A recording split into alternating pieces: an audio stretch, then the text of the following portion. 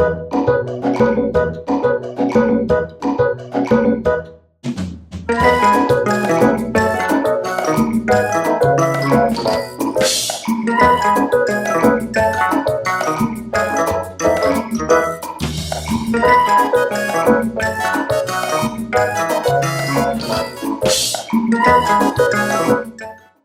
it's Ben's Movie Reviews, Big Ben's Movie Reviews. I am Big Ben. This is our second show where we're going to be finishing out the best movies of the summer.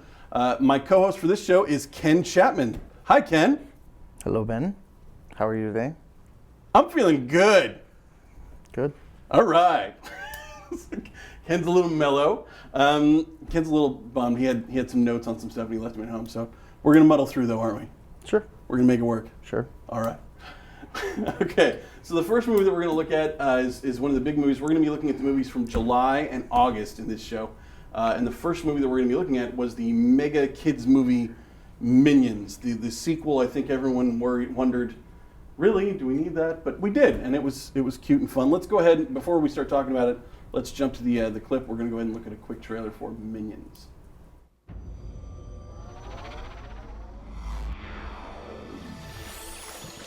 Minions. Minions have been on this planet far longer than we have. They go by many names. Dave, Carl. Oh, that one is Norbert. He's an idiot. They all share the same goal. To serve the most despicable master around. C'est Big Boss. C'est la banana. Miam, miam. Aïe, aïe, aïe. Finding a master was easy. Keeping a master, that's where things got. My first point that I'm going to make about this, and I think this is a point that you share with me, is that the thing that's weird about this movie is anatomy. I'm just going to go ahead and start right there. There are minion butts all throughout this movie. They're everywhere. But there's a lot of attempts to cover up parts of the minion body, but there doesn't seem to be, I mean, they're little yellow pills. Like each one of them is a tiny newprint. So I don't know why they're covering up the rest of their junk and stuff. Sure. I don't know. The world seems to be obsessed with Minion butt right now. Oh, I know. It's everywhere. That's one of the things that makes me hate the Minions. You hated the Minions? That I see everywhere. Okay. I see them everywhere. Yeah. I mean, what did you think of the movie? I hated this movie. This movie made me clinically depressed. I'm not even joking. Back in the day, I saw the 2 Girls 1 Cup video. Yeah. And I got severely depressed for 3 weeks. After watching this movie, it wasn't 3 weeks, obviously, but after watching this movie, I was just as depressed as after watching that video. Wow. That is some legendary depression right there. It's not good. And was it mostly just because of the minion butts, or was it just? No, it's because this movie is drivel. This movie is crap, and the whole world loves it. The whole point of the Minions seemed to be that they can't think for themselves, right? True. Yes. They even though they say they want to follow somebody evil, they never really do anything evil. No. They just don't want to think for themselves. Yet when they seem to want to do chores for evil people. Sure. That seems to be their big thing. Yeah. Right.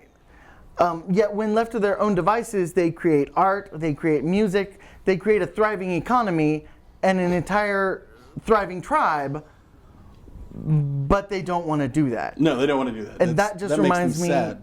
Yes, and that just reminds me of the American public, and that makes me depressed. And see, that's now you tell me you're depressed. I can now picture you as one of the depressed little minions who doesn't have a leader and is looking for someone to help him, and it's just sad little Ken Minion, and he's sitting there, and your little minion butt is right there, and it's just sad. So, okay. I thought overall this is a very cute movie. It's a kids movie. Of course, it's drivel. Most kids movies are drivel. Nope. And I feel like they did a fairly good job doing a lot of kind of old school comedy bits without dialogue, without lots of walking and barely missing danger and stuff like that, or walking into danger and getting hit with it. I thought they did a pretty good job of that sort of thing. I think they would have to do it without dialogue because the first 45 minutes of this movie has maybe 12 words in it. Yeah. The rest is gibberish that made me want to pull out my hair. And I did notice. Did you notice the gibberish sometimes was Spanish? Spanish. It's super racist. Yes. Sometimes with Spanish, it's like, wait, so now you have these migrant working minions that just show up and want to work for white people? What is that saying, America? Come on. I mean, that's kind of that was pretty rough. I thought that was a little upsetting. So. All right, next movie we're going to look at is Mission Impossible. This was, I think this is Mission Impossible 37. How many Mission Impossibles? There's a lot of Mission Impossibles. Yeah. And Tom Cruise is, I believe, 73. I mean, don't quote me on that, but I'm pretty sure he's getting very old. And yet right there, I mean, right here, you can see him clinging to a plane as it flies through the air. This is a bummer. Ken didn't get to see this one, no. But I mean, I can tell you right now, I'm making fun of the movie. I loved it. It's so friggin' good. It's the plane stunt that on the poster is reason enough to go see it all by itself. And the cool thing is, it happens in the first like 10 minutes. And then of course the other things that I love, Alec Baldwin is in this now. He's their new boss. He's the boss of the Mission Impossible people, the IMF crew. And then Simon Pegg is back in it again, doing his tech wizardry thing. But then they brought back Ving Rhames, which I also love from the first couple of them. But really, it's a good spy movie. It's just another really good spy movie. But I got to say, though, I was a little weirded out. At one point in it, Tom Cruise is shirtless, running down a hallway. And you're looking at him, and you should be thinking, how old is this man? But you don't. All you think is, how does he look like that? He's beautiful. He's a beautiful shirtless man running down a hallway trying to get away from some Russians. It's nuts. I can't stand Tom Cruise. I love everybody else in this movie. Mm-hmm. The one thing I have seen about this movie, before another movie I was watching, they showed a little featurette, and they showed that he actually did that stunt himself, and that impressed me. That's very impressive. But I hate Tom Cruise. So he really held on to a plane as it took off. Sure, he had a harness. Oh, he had a harness, and yeah. a hook inside that, inside the jacket. But other than that, he was holding on. Okay, that actually ruins it for me. I would want, and I understand this would probably kill someone, but I would want someone to just hold on to the plane, and I don't care if he dies. Even a stuntman because I want to be entertained. So yeah. Okay, next movie, and actually let's go ahead. I think we didn't play a clip, but just for finishing sake, let's go ahead and look at the clip real quick of Mission Impossible before we go on to the next one. The IMF is uniquely trained and highly motivated. Specialist without equal, immune to any countermeasures. But it is an agency of chaos. The time has come to dissolve the IMF. Now I want you to choose your next words very carefully. Where is Hunt? Last I heard, he was tracking the syndicate. How come the CIA has never discovered any intel regarding this syndicate? You want the polite answer or the truth?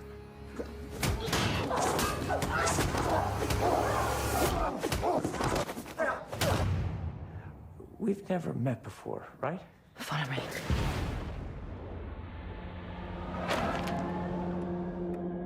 Benji, Ethan, where are you? the Syndicate is real. A rogue nation trained to do what we do. An anti-IMF.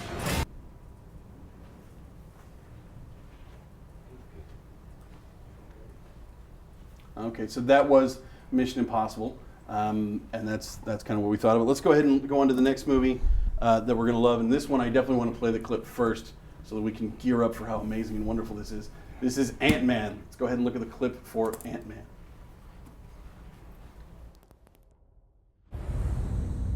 Imagine a soldier the size of an insect. The ultimate secret weapon. If you give godlike powers to everyone, it's going to be chaos. So how do we stop him? I know a guy. Scott, I've been watching you for a while. You're different. And I believe everyone deserves a shot at redemption. Do you? Absolutely. My days of breaking into places and stealing stuff are over. What do you want me to do? I want you to break into a place and steal some stuff. Makes sense. Are you ready? I love Ant-Man. I was so happy to see this. I loved seeing this. I will let you go ahead and talk. What did you think? What was Ant-Man? I love this movie. Yeah? I love this movie. I like that. I love everything that Marvel's doing right now. I don't love all the movies. Mm-hmm. Some of them are just okay. Some of them are good. But I loved the humor in this movie. I loved the the Avengers, Age of Ultron, tried to shove the family theme down our throat. It didn't work. It fell flat. It never worked. This movie never even brought it up, and yet it works. Mostly between Michael Douglas and Evangeline Lilly as his daughter, and then kind of adopting Scott Lang into the family. And, sure, and then you see Scott Lang reconnecting with his. At the end, he's eating dinner with their, with the whole new family. Yeah. It just works better than the Avengers. Yeah. In that aspect. A lot of that was great. This one was a little bit weird. Kind of an unusual thing in this movie. This movie got off the ground because of Edgar Wright, who did the scene where he jumps. There's two guards, and Ant-Man runs into the room, jumps on the gun of one guard, and then knocks him out. That whole little scene was the original test footage for the movie. That's how the movie got sold, was because of that. And Edgar Wright made it by himself before Marvel even said that he could make the movie. So then from that, I think it was 3 years, he had been in production, he was in filming, everything was going great, and then Marvel asked for stuff to lead to other movies. Marvel does this in every movie. You can't ever just make a movie. You have to make your movie, which then leads to this movie, and then leads to the show. And when they asked him to add that stuff, as I understand it, it was the Falcon fight scene he didn't want to put in there, and then some of the Wasp stuff that he didn't want to put in there. Right. He leaves the project. Peyton Reed comes onto the project. They bring on Adam McKay from the Anchorman movies, Paul Rudd's buddy from those, and him and Paul Rudd rewrote chunks of script, adding in jokes and laughter and fun stuff like that. Normally, when a movie goes through that much chaos, right away people say, "Oh, that's not going to be good. It's going to ruin the movie. Too many cooks." Yeah. It didn't ruin it. If anything, I thought this movie was great, and I could hear the Adam McKay voice in the jokes. I could hear, the Paul Rudd, the Anchorman aspect of it, and I thought all of it worked great. This is the funniest Marvel movie so far, easily. Definitely, absolutely. Yeah. I loved Michael Pena. He was absolutely great. Yeah. The one thing I hated, and I saw evidence of it in the Avengers movie too, is up to now, Disney hasn't been showing their hand in the Marvel movies. But both of these movies have that hint of the Disney song in them. Yes. Yeah. The Pinocchio hint in Age of Ultron, and then... this time it was Michael Pena whistling, because he was so intent on whistling. It made no sense. And he was and you're whistling. like, why the hell does he want to whistle? Why does he want to whistle Why does he want to whistle so much? And then you hear the tune. And then he wants to whistle, It's a Small World. It's a Small World. Which makes sense, and the joke is fine, but I'm kind of wondering if this is a bigger turn, sort of like the first point at which Disney says, okay, now I have you guys. Now all these are going to be Disney movies from, at some point you're going to just be watching Disney movies with a Marvel skin, and you guys are going to be okay with it because we, It's like Captain America 5. Right. Avenging Bambi's mother. Right. Yeah. So it's, seeing something like that. Well, I guess the big test for that will be Christmas. Star Wars 7 comes out. Will there be, and it'll be even more inexplicable if it happens in that, because at least Avengers exists on Earth. Right. So when he hums Small World, it's because he's been to Small World. If Luke Skywalker starts humming Small World, then I think we have a problem. I feel that they won't, because I don't think they will even if they were going to do it, I think they would do it in the same temperature that they're doing it here. Very super slow. Give us six movies now? Yeah. At least 6 or 7 movies, and then just a little bit. Yeah. Just a little bit. Well, and it's interesting. Marvel next year has 2 movies, and then every year after that, it's 3 movies. It's May, July, November every year. Yeah. And that's I'm loving it. Yeah. I'm loving all this stuff. So okay. All right, let's go ahead and jump to the next movie. The next one we're talking about is Trainwreck with Amy Schumer and Bill Hader. Let's go ahead and look at the clip from that. Monogamy isn't realistic. Monogamy isn't realistic. Again. Monogamy isn't realistic. I didn't understand that word at the time, but now I know exactly what he was talking about. Saturday, I would love it if you were my date. I can't do that because, you and I won't ever see each other again. I wake up late every morning, money just cooling, I'm still yawning. Good morning. Oh, Amy. What happened? Did church let out early? Oh, I like Tom's sweater. Does he teach computer in a church basement? Don't get all threatened just because you don't understand the concept. So Trainwreck, this was written by Amy Schumer. She was asked to write and make this movie, and this is kind of her answer to the normal rom-coms. Right. I really liked this one. I laughed a lot, and I think there was a lot of good stuff in it. What did you think? I liked the movie. I thought it was a good, solid romantic comedy, sort of your typical Apatow fare. All the jokes hit in the right places. I felt all the feels when I was supposed to. You know, it just works. Yeah. It wasn't too crude. It wasn't too juvenile. Flirts with both quite a bit. Yeah, though. yeah. They run Sure. right up the line. So Sure. yeah. And John Cena. Come on. That is some of the best parts of the movie is that John Cena, the professional wrestler, is in this movie and kind of in his scenes steals the movie. I mean, there's several professional athletes in the movie. LeBron James is also in it. I think there's some more basketball players because Bill Hader is a sports operator, medicine man. He makes medicine sports person. medicine people feel good. Officially, that's his job. But John Cena does have a nude scene in this movie. Yeah, lots of John Cena butt. Lots of John Cena butt. Better than Minion butt, I'll say. Better than Minion butt, yes. Yeah. Almost some John Cena junk.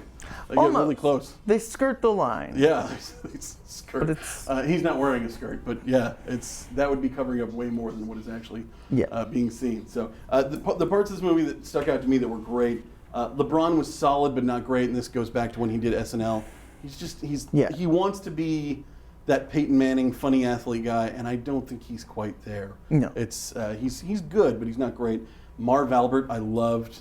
There's an intervention scene with Marv Albert and a lot of other sports figures, and Marv Albert doing his specific voice, but talking about kind of personal issues, and he's got commitment issues, yes, and stuff like that. I thought were great, and they just, as a sports fan, I love that I'm sure sports people love it. Yeah, I saw it was Marv Albert, and I said to myself, he's going to do Marv Albert things, and he did Marv Albert things. Marv Albert things. That's true. And that was for you. Yes, that was for me and all the other sports fan people. Next movie we're looking at is Terminator Genesis. Arnold Schwarzenegger's real return to the Terminator franchise. Let's go ahead and take a look at the clip/trailer for that. John, you can do this. You just go and you don't look back.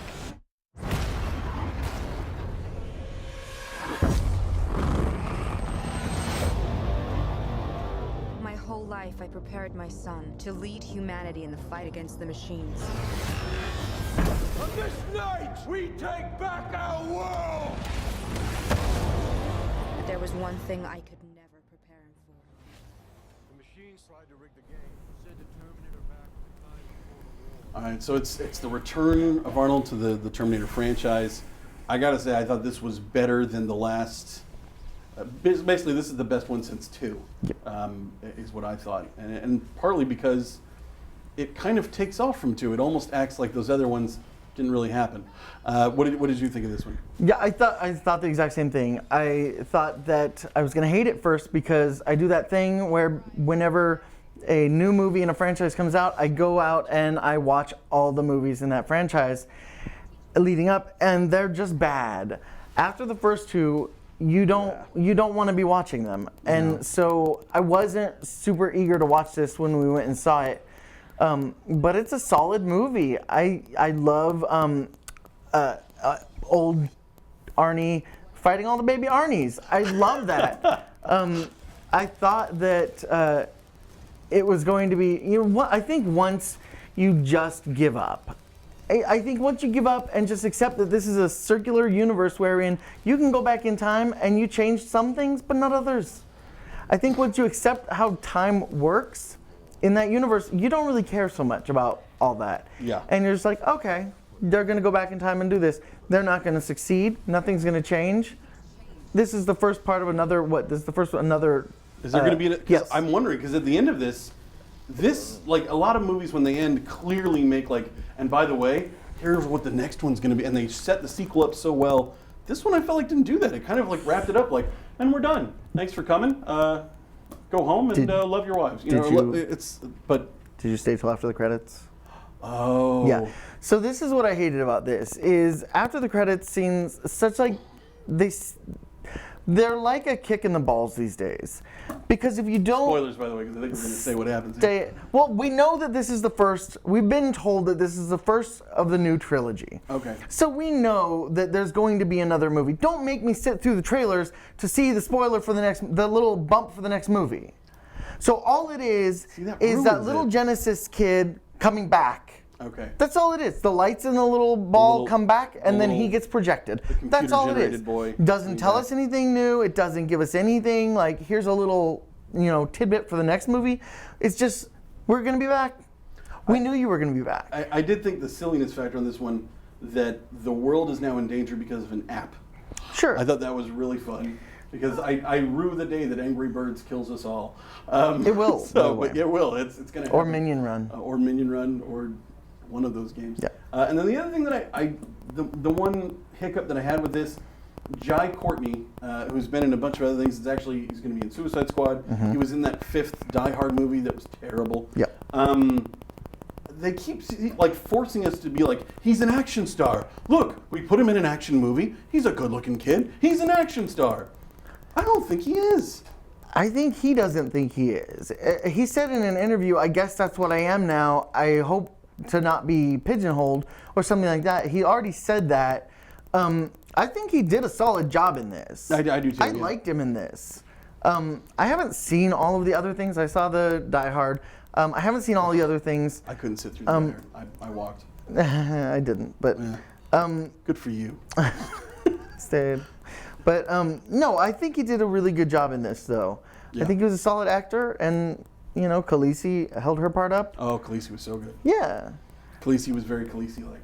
So. I watched this a second time to get ready for this show, and I thought the second time was when the cracks were really going to start showing. Because the first time I saw it, it was in the theater, lights, popcorn, everything, and it was like action. Arnie's kicking baby Arnie butt, And they didn't. It's still a solid, as long as I said, as long as you just accept that that's the universe that it's in, I feel that this is another, this is... They did a good job, too, of explaining why Arnold was old. Sure. Because that was the first thing I wondered was, he's a robot. How's he going to get old? Because obviously he's old. And in the I think the 4th one, whatever, they showed old Arnold, but they just didn't explain how he was old. You won't notice that he's 50. And we noticed. He looked gross. But in this one, he's got gray hair, and they're like, I've got artificial organs, and they age with me, and they get old, and now my hair is white, so I'm old. And that pretty much explained it all. Sure, it explains it until he gets that new metallic body, and he's still old. And he's still old, so now he's choosing to be old. He's choosing to be Pops. Yeah, no, and that was cute. Another movie that did family better than Avengers. Yes, it did. So, okay, moving on, that is the end of July. Those are the big movies there. Now we're going to be looking at August, and the first big movie in August, the movie that came out of August with the belt, so to speak, was Straight Outta Compton. Let's go ahead and take a look at the clip.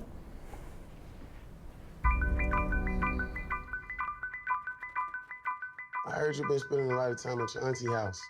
How's the couch life? Got my woman and my baby living there. It's hard, man. But everybody can't do what you do. Really, what I do getting played out, Trey. Where the money at? Why you gotta be so ruthless, cuz?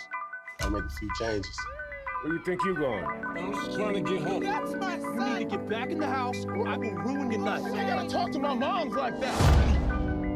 You had to change the situation. Would you take it? Just hit that first beat hard. All right, you cruising down the street. All right. Cruising down the street in my 6'4". Hey, that was dope, eh? You're listening to Compton's very own Ice Cube. That movie, I got to say, going into it, I'm not a big rap fan, which is weird because I lived in the suburbs as a white kid in the 90s. How am I not a big rap fan? But I'm not. And so I didn't know most of the story of the background of the NWA and all this stuff, and it's fascinating. It's amazing. I really like this movie. Stuff that surprised me that I didn't see coming. I'm just going to spoil the movie now, and if this ruins it for you, sorry. And Eazy-E gets HIV, and that was that was some deep stuff that I had no idea. If you tell me it's a movie about rappers and one of them dies, I'm going to go ahead and be a kind of terrible person here, just assume that it's a drive-by, and I'll fess up to that. And if I have to go to sensitivity training, I'll go. But if you tell me and then that it was HIV, I'm like intrigued. And his first words are, "But I'm not gay," because that was the times of back then. Even when Magic Johnson came out with "I have HIV," it was like, "Oh, Magic Johnson's gay," and it was like, "No, it's." And we all kind of had to learn how HIV works, which was fun because I think they had a Spider-Man comic book back in the day that taught you how HIV works. But yeah, so I thought this was really good. My only problem with movies like this is that they're starting to feel formulaic. These true movies about music stars. You have Ray, you have Johnny Cash's movie, you have this movie, and it almost gets to the point of like, all right, so this is the recipe for making a music star. It sort of is, though. Yeah, you have to have a terrible life, and then you have to go to this, and then you overcome it, right? And then somebody pays you for music, so good on you. Yeah, and that's your reward for going through crap. Good for you. So, okay, so we're gonna go ahead and go on to the next because you didn't see it. You didn't see that one, so. But he wanted to. He really did. No, it looks like the best movie on this list. Yeah, no, it was definitively the best movie of this month. Yeah. Okay, going on to the next one. This is the one that everyone we both saw this on the list, and it was like, Fantastic Four. Fantastic Four, which recently made news as one of the lowest rated movies of all time. I believe it got a 9% on Rotten Tomatoes. Falling below movies like all the Twilight movies, and a whole bunch of other just terrible, terrible movies. This movie was supposed to be worse. So I watched it. You watched it. What did you think of this one? I hated this movie. Yeah. I hated that you make me watch this movie.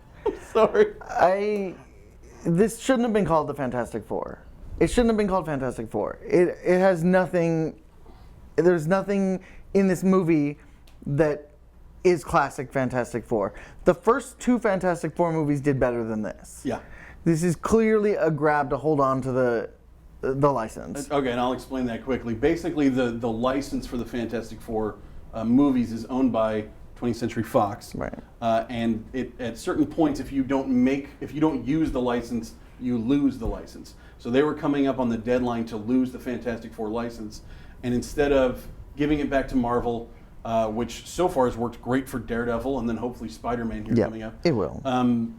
Instead of doing that, 20th Century Fox was like, we'll just make something. We don't care if it's terrible. And that way we get to keep the license so that we can make more terrible movies. It backfired. It went really, really bad, to the point that all of these actors now have a stink on them. It's been really, really bad. We're going to go ahead and briefly show you the clip for this one so you get an idea of how bad it was yourself. Dr. Storm, we gave you 6 years and millions of dollars, and you gave us nothing. What's different now? Reed Richards. We're too fat for that. Oh, Jesus Christ. So I'll just sit in your lap. This is our chance to learn more about our planet and maybe even save it. I want you to meet my daughter, Sue. You want to be famous? I just want my work to make a difference. John, Reed. This guy doesn't take orders well. Yeah, especially from people who say I don't take orders well. Don't let any of these lab coats give you any crap, all right? Well, if I do, I know who to call. The Muscle. So that is a taste of the terribleness that was Fantastic Four. For me, like Ken said, there's not a lot of I'm a comic book guy, so there's not a lot of Fantastic Four really going on until they show up with the powers, and there happen to be 4 of them. Up until then, other than the names, there is nothing from the Fantastic Four stories and comic books in the movie. It's a completely different story, but the retooling didn't bother me. I understand that for the movies, because they're never exactly like the comic books, so they have to change a ton. And the retooling didn't bother me. My big problem with this was actually after they got their powers. They do movies should just know that this is almost never a good idea. They jump 1 year later. Yeah. And this is when things go bad.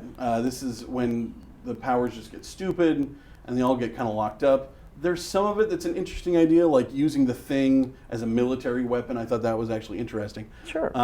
But then they get in the fight with Doctor Doom, which they have to because that's In the the last only 10 minutes real of the movie. villain I guess they have. They could have gone with Mole Man. There's dozens. No, there's plenty. Yeah, but they keep fighting Doctor Doom for some reason. But he's their go-to. He's their big bad. He's their big bad. Well, and in both movies, they've lumped him into the origin. Sure. Which I thought is because he's not. In no comic book was Doctor Doom ever part of the origin of the Fantastic Four. Nope. But in both movie versions, he's lumped in. Yeah. I don't know why. I don't know why we need to keep doing this. I don't either. I don't know why. Like I said, I don't know why this movie is called The Fantastic Four. About halfway through it, it's boring. It's just boring too. I just didn't want to be watching. I wanted to be doing literally anything else. About halfway through, I said to myself, why is this called The Fantastic Four? This could have been just another superhero movie. Give them slightly different powers, different names. They didn't need the license for this. Yeah. I actually said to myself, you know, that Chronicle movie did that and it was fine. Interesting you say that because this is the guy who made Chronicle. Yeah. I found that out later, that it's Josh Trank. Yeah. And it's the same sort of gritty movie that's like, it's kind of slow lead up and then a WTF moment. And you know, also if you're trying to build a franchise, don't take your one big bad, introduce him as the big bad in the last 10 minutes of the movie, and then completely obliterate him to where he cannot come back. He can't come back. The stuff they did with the big bad, he doesn't show up, like Ken said, until the last 10 minutes of the movie. Right. So really, there isn't a problem until the last 10 minutes of the movie. Everything's pretty much peachy keen until the last 10 minutes, and then Doom shows up. The other thing they did with Doom, they gave him a lot of powers. A lot of powers. And they explained it on one level that was that while he's in the little negative verse or whatever they're calling, this is his world and he controls it. But then he comes to Earth, does the same stuff. Sure. Controls Earth like it's not even a thing. He's got telekinesis. He can move Earth. He can create stones. He can traverse dimensions. He's really God, and yet I think they just shoot fireballs at him and some stuff, and he goes down pretty easy. They throw him in the black hole that he created, and he doesn't think to shut the black hole down before. Because again, he can do that. It's his. They made him all powerful, and by then it wasn't. I didn't even care about that by then. Yeah. I was just so glad that something was happening. Yeah. The military, fine. If you're going to set up the military as the bad guy, which they sort of were, but then half of them were working with the military, and they were fine working with the military. And they were happy. The Human Torch was anxious to be working with the military. Yeah. Yeah. Yeah. Yeah. No, it's overall just meh. Yep. So, all right. Next movie on the list is Gift. This is Jason Bateman, and he has a friend show up, and stuff goes. Not every gift is welcome. So let's go ahead and look at the clip from that. This is a mid-century modern home. This view is fantastic. The lighting is great. You like it? Yeah, do you? This is good. I'm very happy.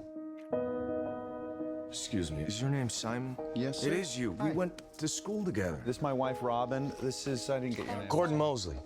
Gordo. Gordo? Oh my God. I'm so sorry I didn't recognize you. It's been a very, very long time.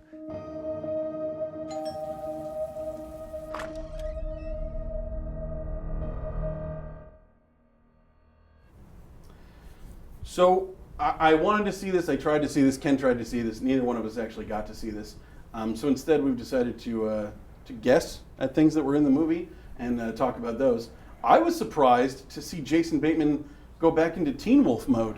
I didn't think that was going to happen, but sure enough, there he was, Teen Wolfing out in the boxing gloves and everything. That was really a surprising thing to see.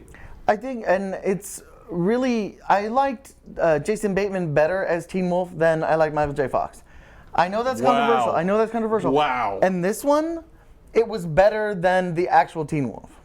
The first one? The second one. The second one. Okay, which, as you would imagine, would be my favorite Teen Wolf. Yeah. No, that's yeah. So the Teen Wolf aspect of the gift, unexpected but nice. Really appreciated that. So that's pretty much all we have for that one. Next movie on the list, Man from U.N.C.L.E. This is one that I was really looking forward to. I saw the previews. I've been hearing about this thing in development for years. I mean, they've been talking about it since 2010.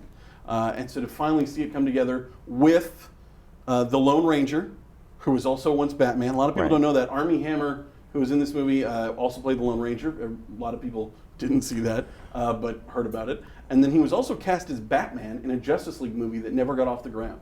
And he's, of course, is most famous for the twins from the Facebook movie. Right. So he played both of them. The and then, of course, Winkle Eye. Superman. I mean, there's his little butt chin. There's Superman. Not being very Supermanish in this movie. He was very plain, and I liked it. It was a very specific choice for him, I think, to play this whole thing very plain. Of course, this is all based on the TV show from the 60s, 70s, Yes. 60s? 60s, I think. Okay. I think it's 60s. It was black and white, wasn't it? I don't know. Things were in color by the 70s, Yeah. I believe. Yeah. Maybe. It's based on a TV show. So, but really good spy movie. Let's go ahead and take a look at the clip from this real quick.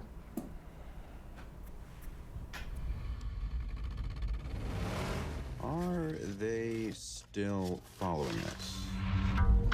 Yes. Is there one of them? Hmm? Is he looking at us? Hmm? Does he have just one hand on the steering wheel? Mm-hmm. When you hear something that sounds like a gunshot, drive.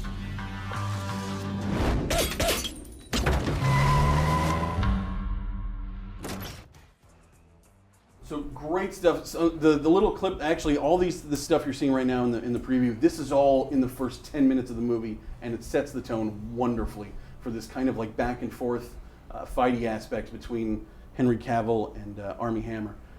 Armie Hammer, by the way, just the most made-up name ever. So just like, what's your name? Something from a hardware store and a recruitment poster, and that's his name. That's how he picked his name. I always thought it was like a play on Arm & Hammer. Oh, really? Yeah. Like Arm & Hammer? Like Armie Hammer.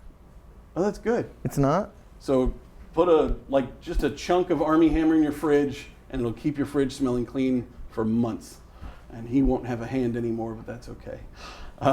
So yeah, this movie I thought was a lot of fun. Ken actually didn't get to see this one. This one was kind of in and out of theaters faster than I wanted it to be. So it was hard to get to it. And then, but I got to say, the one thing that stuck out to me as I finished watching it, at the end of this, spoilers here, I mean, yes and no, but there is a giant chase scene in dune buggies. And it felt like an ad just for Polaris, or whoever makes dune buggies. Because they just kept, I mean, there was no talking, there was just musical score and dune buggies. And they're driving around and turning, and there's stuff flying up, and it really made me want to buy a dune buggy. And I won't, because I'm poor. But yeah, no, that part was fun. Other than that, I don't know. What from the previews? What was the kind of feel you got from it? I don't even remember the previews. I remember seeing that it looked good. I mean, it looked passable, like a passable an action flick. I was kind of scared because almost none of the movies that are made from TV shows from the 70s and 60s, almost none of them are good. Yes. So. And this one actually was. This was a very solid spy movie. Probably, in terms of spy movies of the summer, this has to come in second to Mission Impossible. But very good and easily set up at the end for the sequel. In fact, the title of the movie doesn't even show up at the very end of the scene when you now find out that this is going to be an ongoing thing, and they are the unit of Uncle, and they will keep coming back for more movies and stuff. So that was a good one. If you get the chance, if it's still in theaters where you live, go out and see it. If not, don't download it because, one, illegal. That's terrible. Also, you can't find it almost anywhere. It's really hard. I worked my butt off trying to find a copy of this movie. It's really hard to do. So yeah, next movie that we're going to look at is War Room. Let's go ahead and play the clip from War Room. You've been a good enough father. I want to be a good enough father. Let's go, let's go! Don't quit! Don't quit! Hey, you know what? I thought your jump roping routine was really good. I just got a notification that you moved money from our savings into your checking account. Can we talk about this later? You must be the real estate agent. Well, it's so good to meet you. Let me show you the house. This is my favorite place in this. So, I didn't see it. I didn't see it. I saw the trailer and I'm gonna pass. I saw the first 10 minutes of it, and I'm still gonna pass. Yeah, we're gonna pass.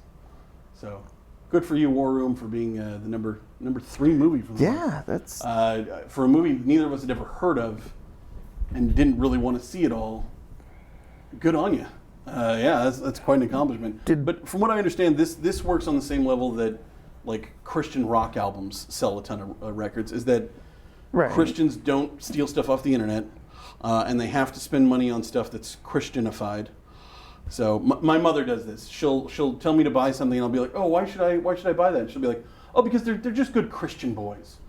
And I'm like, no, that's not a reason to buy something. That's it's good for them, but that's not a good reason. I mean, she'll go out of her way to go to an In-N-Out burger, not because it's delicious, which it is, as you should. Because on the bottom of the cup, and a lot of people may not know this, it says John 3:16. Not the whole verse, just says it.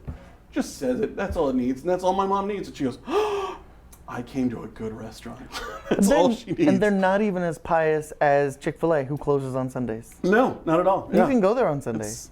And be a Christian. See, I think like In-N-Out Burger though is the good kind of Christian establishment where they don't hate on people. They make really good cheeseburgers, and they just try to keep it quiet. They're understated.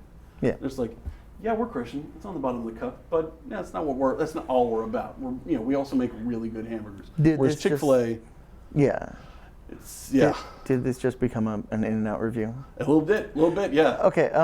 What I was gonna ask, did Fireproof? Because this is from the makers of Fireproof. Okay, I did see Fireproof. Did that do as well?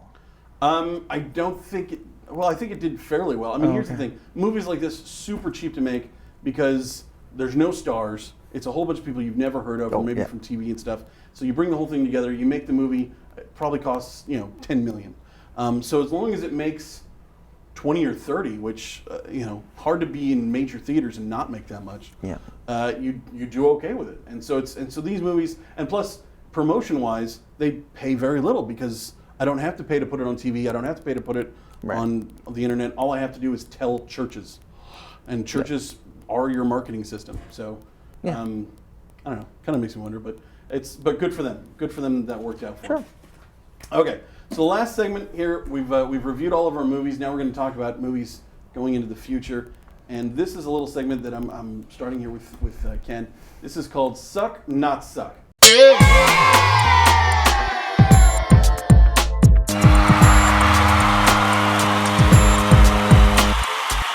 We're going to be talking about some of the best movies that are going to come out for the next couple months. We have the big Hollywood movie season coming up here in November, and then also the Oscar bait stuff that always comes out before the end of the year to get in under the wire.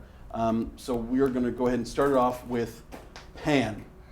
Pan, of course, with Hugh Jackman. This is kind of another retelling of the Peter Pan mytho, where we're going to see how they came to be and how the whole thing came together. I think it also has the kid from Tron as Captain Hook. What do you think? Is Pan going to suck, not suck? It'll probably suck. It'll probably suck. I want to preface this by saying I haven't seen previews for almost any of these because I don't watch previews unless I absolutely have to. Yeah. I don't like to be spoiled, so I don't watch the previews. Okay. I mean, it's you can kind of see from the picture there behind us here of beautiful Hugh Jackman on a platter, if you will, that he's bald, he's got a little beard, he's black beard, but you're going to go on the record, it's going to suck. I'm probably it'll suck. I'm probably going to agree with you on this one just because, here's the thing. This movie was supposed to come out in July. That was the original release date for this, and then a couple months before July, which is also why that's where you saw all the previews. If you saw previews for this, you probably saw them in the spring in movies there leading up to their July release.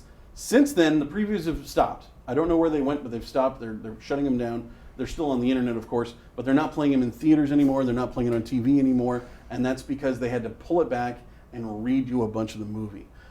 Usually this is the sign that something is wrong. Plus, when you take it out of a sweet spot like July, which is where all the big blockbuster movies are, and you re-release it in October, your movie sucks. If your movie was good, you'd hold off till November, which is where all the good movies are. So yeah, I'm going to agree. Pan's probably going to suck. Next movie on the list, Steve Jobs. The first one was okay. The Ashton Kutcher one? Yeah. This is more Steve Jobs. So after he dies, this is Steve Jobs in his resurrection. Is this a reboot? It's a Steve Jobs reboot. reboot? This is a Steve Jobs reboot. Okay, almost all reboots suck, so this is probably going to suck. I'm going to go ahead and disagree with you here because here's the thing about this one. The first one, it was pushed out way too fast right after Steve Jobs died. They were just like, we got to get a Steve Jobs movie out there, and they pushed it out. This is the one, it's written by Aaron Sorkin. Okay. Which is already, going to be good stuff. He's the Facebook guy, Right. Newsroom, West Wing. And the big problem with the first one was that they cut away right as all the interesting stuff that we didn't know about. Yeah. Like all the stuff that was like, okay, now we're going to get to all that stuff that we didn't hear about in the news, et cetera, et cetera. Yeah. And they cut away and then came back right back with the stuff we knew about again when he was presenting the iPod. iPod, yeah. Right. So if this movie is just right in that little wheelhouse, then I don't think it will be. This is actually based on the biography that Walter Isaacson wrote, which I read and was great, and includes a ton of stuff from his life that you haven't heard about. Relationships with his daughter, who he actually denied for most of her young life. He denied that she was even his daughter, but then went and named his his second computer after his daughter, the Lisa. Named it after her. So it should be really interesting. Michael Fassbender is in it, who's always great. Sure. Seth Rogen as Wozniak. Interesting story. I lived in the Bay Area the last couple of years where this was filming, and a buddy of mine actually sent me to a audition test to be a body double for Seth Rogen, and I initially was a little offended, moved past that, and then but didn't actually go out for it. I chickened out. So, but I could have been in this. But don't you think Seth Rogen would have been offended? Wow. He did all that work to lose all that weight. For Green Hornet. Did he gain it back? He's put a bunch of it back, yeah. All right. I believe he's back to like super bad levels. So yeah, it should be. All right, well then never mind. Next movie on the list, Bridge of Spies. This is one that I actually had not heard of. And then I saw a poster of it and was like, what is that? I've now since seen previews. But just so have you seen the preview? Nope. Haven't seen the trailer. So just looking at the poster, Tom Hanks' face. You can let me move my head. There's really some do American that. iconography. There's some Soviet stuff going on up here. Oh, sure. And it's called Bridge of Spies. What do you think? Suck or not suck? Oh, it's Tom Hanks. It's probably gonna be good. There you go. Good call. Yeah. It's Tom Hanks. I believe it's also Spielberg. What was the last bad thing Tom Hanks did? The one where he played Colonel Sanders. He wasn't Colonel Sanders, but he looked like Colonel Sanders, and he was a Southern guy, and they were trying to rob a bank. Yeah. Yeah, that was bad. That was bad. I didn't hate that one. I didn't hate it, but it wasn't normal Tom Hanks fare. So, But that was a very long time ago, too. So Tom Hanks automatically equals good, so not suck. Next movie on the list, Goosebumps. Goosebumps the movie with Jack Black. It's not for me. It's not being aimed at me. I didn't watch Goosebumps. That's true. I wasn't in that age range. I don't love Goosebumps. I've never seen a Goosebumps. I've never read a Goosebumps. This movie looks terrible. Knowing nothing about it, I've seen the previews to this one. I've seen the preview to this one, and it looks terrible. It does look like the Goosebumps books themselves come alive. Do I need to keep going? That's terrible. Really? See, here's the thing. I have a kid. So for me, I'm probably going to end up seeing this one. I'm probably going to have to pay to see it in theater. But I think it's going to suck too. It looks really bad. Jack Black's made some very not good choices lately. Probably since School of Rock, I haven't really liked anything he did. Yeah. Except for he's on the show on The Brink on HBO. That's good. But other than that, Tropic Thunder was okay. But yeah, no, this looks like it should have been on TV. That's what this looks like. It should be a TV movie. In a year, this will be on ABC Family Friday nights at 8. Watch it then. You can wait till then. It's gonna suck. Or skip it then. Watch something good. I'm sure Harry Potter is on the other ABC Family channel. So yeah. Next one on the list: Jem and the Holograms. They made a movie of Jem and the Holograms.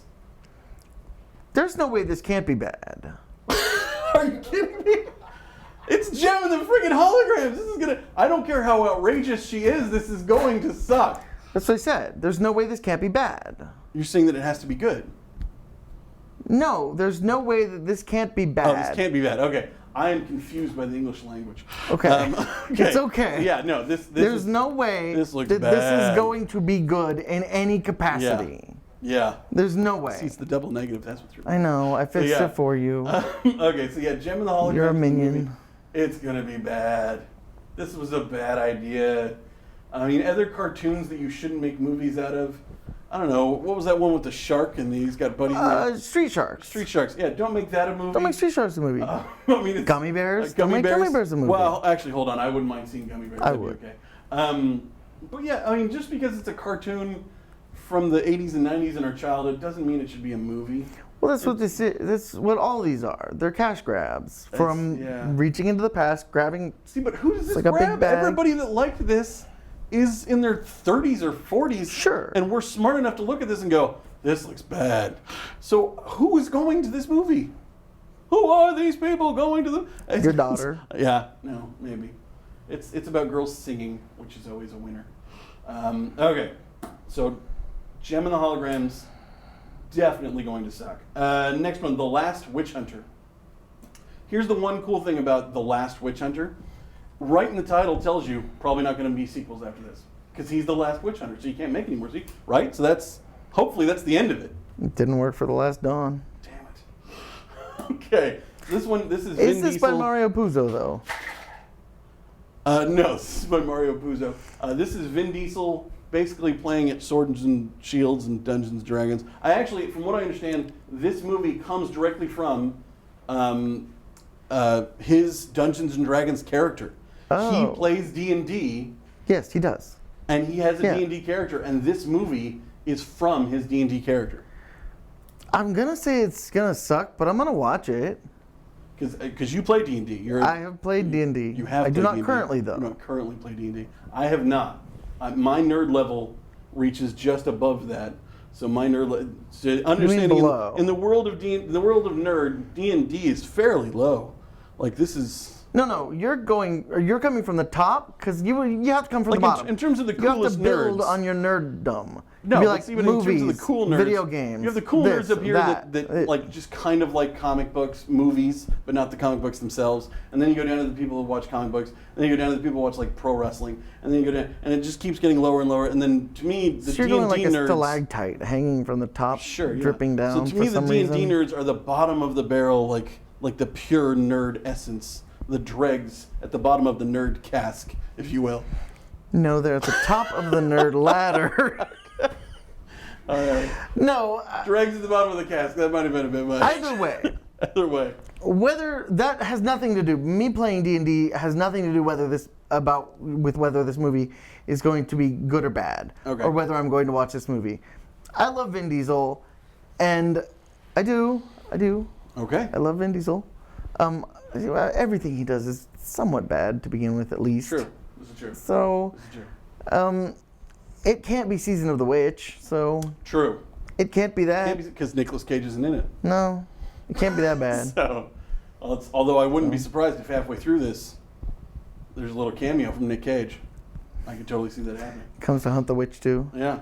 So. All right, so Last Witch Hunter, I'm pretty sure it's going to suck. Oh, sure. And absolutely. You're saying suck? It's going to suck. I'm still going to see it. Okay, I'm not. Next movie on the list is Spectre, the next entry in the James Bond movies. This is the 26th? 27th? Is it? I haven't keeping track. There's lots. There's lots. And so far, the Daniel Craig ones have been pretty good. I really liked Skyfall. I didn't see Quantum of Solace. I didn't either. Yeah, just that title killed me. Whoever makes James Bond movies, Quantum of Solace is a terrible, terrible title. You should have known that. And that was the prequel, right? Was it? That was the prequel. Quantum of Solace? Quantum of Solace was the prequel. It was before Skyfall. Right. Yeah. No, all the Daniel Craig movies have basically started over from the beginning of the series. Even Casino Royale. He went way back in time. You're right. And it was like his first mission, and it was right. And Quantum of Solace was immediately the sequel after that. Right. So I've kind of liked this getting back to it, but at the same time I miss James Bond. I miss one-liners, and I miss nailing chicks with weird names like Pussy Galore and stuff. I miss that stuff. I miss gadgets. I miss guns in my shoe and cars that disappear and drive right up ice walls and crap like that.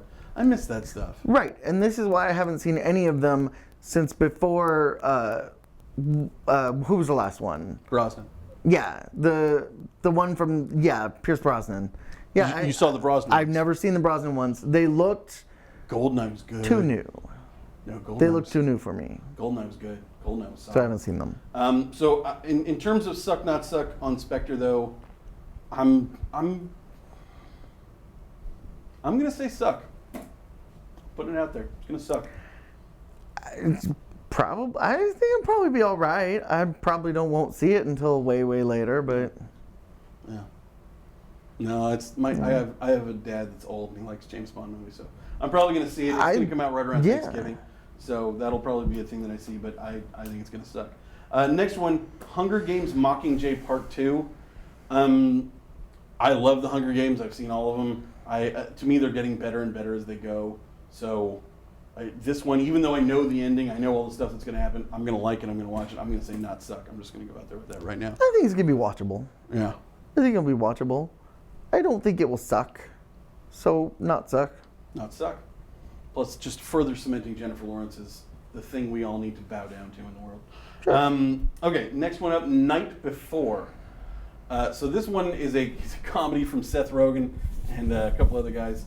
And basically it's about a group of buddies, I guess the night before Christmas, and they all go out and have a great. It's basically The Hangover, but with Christmas. It's the Hangover Christmas special. So what do you think? Suck, not suck? I'll probably suck. Probably suck. It'll probably suck. I have a feeling. I have a good feeling about it. I mean, here's the thing: the End of the World one. Did you see that one? Sure. Yeah, I liked that one. I think they had fun with it. I liked Neighbors. I didn't see Neighbors. I'm gonna say not suck. I like Seth Rogen stuff. Plus, apparently he and I are body double material. So, if you say he's so. My boy. He's the Canadian Ben Weddell, but just getting paid to do it. So if you keep insisting so. Okay, I saved the best one for last. I'm sure you know which one I'm talking about. Sure. Star Wars Episode 7: The Force Awakens.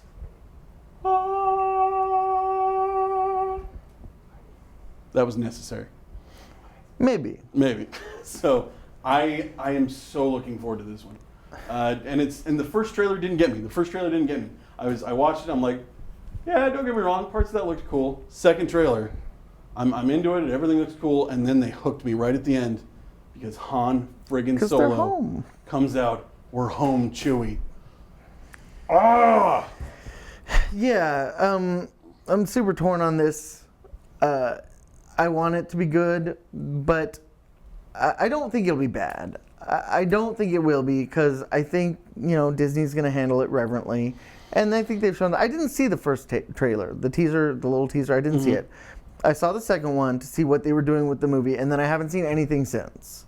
Okay. So I just don't want to see. I'm going to see the movie. Yep. Why do I need to see all the movie before I go see the movie? And part of it there's so much stuff leaking out. Yeah. It's starting to ruin it. I was at Walmart the other day, and there's action figures for all the people that are in the movie, and I'm like, I don't want to get to know those people yet. I'm waiting for the movie. Don't put that on the shelf where I got to see that next to Barbie and whatnot. Right. So yeah.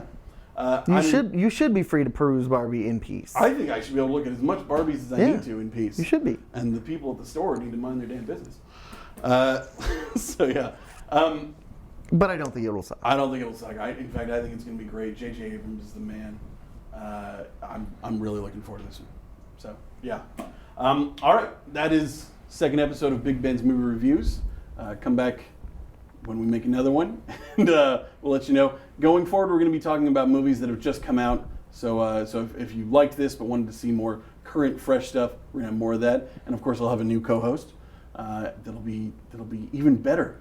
Maybe they will have seen some of the movies. Maybe you'll see some of those movies. Yeah, that'll be great too. So thanks so much. Check back on us later. Bye-bye.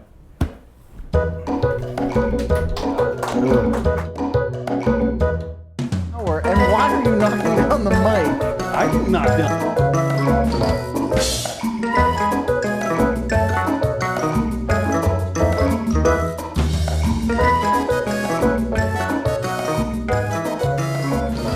And Quantum of Solace was immediately the sequel after that. So it's, and I've kind of liked this getting back to it. But No, they're at the top of the nerd ladder. I miss James Bond.